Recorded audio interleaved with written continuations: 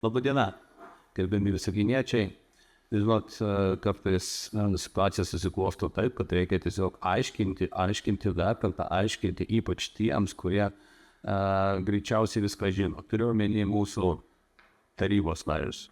Tačiau specialiai, matyt, norėdami kažkaip tai destabilizuoti situaciją, teigia savo klipuose, savo laifuose tokia labai tendencinga informacija. Ir tik tai norima, kad ta informacija atrodytų žymiai baisiau, žymiai kažkaip įtikinamiau ir nieko daugiau, bet tiesos tame yra kiek nedaug. Todėl šiek tiek apžvelgsiu keletą momentų. Turbūt jau pastebėjo, kad šiukšlių klausimas kažkaip jau išnyko. Tiesiog automatiškai išnyko, nes nei vienas mano žiniomis tarybos narys nenuvažiavo į tą teritoriją, kurioje žada įsirengti ir pradėti gamybą plastiko perdirbimo gamyklą, nes tai neįdomu. Tai jau viskas. Mes apipylėme Purvo savivaldybę, mes kažkaip tai gavom kažkokius tai balsus, žmonių dėmesį ir tai viskas. Nebeįdomu. Nesvarbu, kas davė leidimus, kas nedavė tų leidimų, kas išvis prie to nebuvo prisidėjęs. Tačiau pakalbėjome. Ir kita tema. Dabar vėl grįžtame prie kalnelio.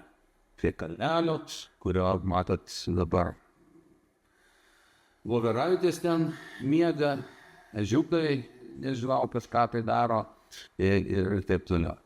Noriu priminti, kad 2013 metais prie tų, kurie dabar taip aktyviai stengiasi išsaugoti šitą teritoriją ir taip toliau, jau buvo pradėtas procesas detaliojo plano, kad padaryti šitoje vietoje rekreacinę zoną.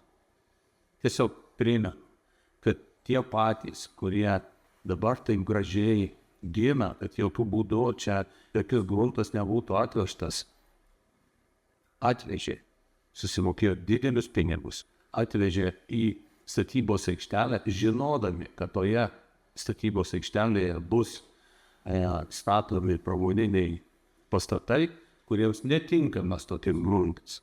Jokių būdų netinkamas, bet atvežė, supylė.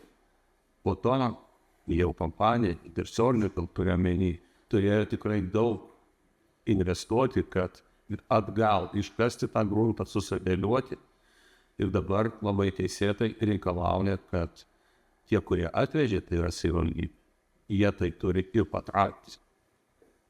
Nes kitaip gamyklos plėtra neįmanoma. Mes kaip savivaldybė suinteresuoti, kad investuotojas galėtų plėstis, galėtų atsirasti daugiau darbo vietų. Todėl sprendžiame šitą klausimą, šitą problemą. Ir yra tik tai du keliai.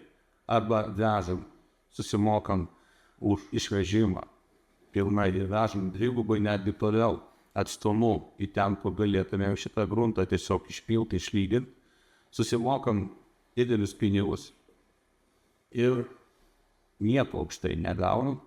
Arba yra kitas kelias, tai yra išvežti, supilti kalnelį, kurio galėtų naudotis mūsų vaikai, mūsų suaugę, kurie slidinėja, kurie ne tik tai mūsų visaginiečiai, tačiau ir žmonės atvykę galėtų pasinaudoti šitą rekreacinę zoną. Kalbu ne tik apie kalnelį.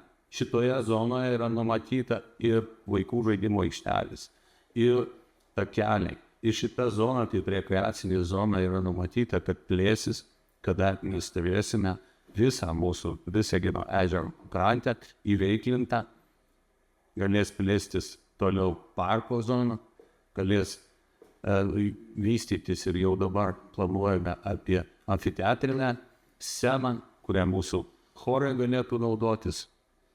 Ne, reikia viską sustabdyti, viską paversti kažkuo tai nieko, kad tik tas miestas nesivystytų, kad tame mieste neatsirastų jokie nauji objektai, kad jis nebūtų patrauklus. Nors priminsiu, kad sprendimai atvežti šitą grobį, susimokėti, nežinia už kur jį vežė. Ir dabar dar sakyti, kad čia yra ale šiukšlės, tai atsakykit patys savo į klausimą. Ar tikrai į tą statybos aikštelę jūs čia suvežėt, susimokėjot kaip už gruntą, pasirodo, kad tai yra šiukšlės? Tai prieš tai, kaip kalbate, už kiekvieną žodį jauskite atsakomybę. Ir jeigu mes padarysime parką zoną, rekreacinę zoną, to mums bus tik geriau. Dabar kitas vėl 49 metus. Mieste nebuvo autobusų stoties. Pagaliau pavyko, pagaliau pastatėme autobusų stotį. Ir kada klausimas yra, kodėl tie patys baldai vis dar nesumontuoti, klausimas yra poros mėnesių. Visi tie, kurie dėjo pastangas, kad jos nebūtų, kad nereikalinga jinai, kad nereikia skubėti su autobusų stotim ir taip toliau, visi dabar šaukia, kai tai, kodėl jau 2 mėnesiai baldai yra ten baldai ir bus tie baldai. Tačiau yra tam tikras eiliškumas, kuris turi būti įvykdytas ir patikėti. Jeigu 49 metus sugebėjo be autobusų stoties, tai ir porą savaičių dar tikrai palauksim matyti, kad įvykdyti visus formalumus, kad nebūtų klausimų ateityje, kad kodėl to nepadarė, to nepadarė. Nors matyti visi šitie rėksniai, vis tiek suras klausimų. Vis tiek pasakys, kad reikėjo daryti kitaip, nors patys prisipažinsiu. Nei vienos idėjos, ką ten mieste reikia daryti, nepateikė. Nei kartą, nei vienos. Tik tai viską, ką daro, viskas blogai, reikia stabdyti, reikia nedaryti, reikia kažkokius tai pinigus atiduoti kažkam, tai nežinia kam ir taip toliau.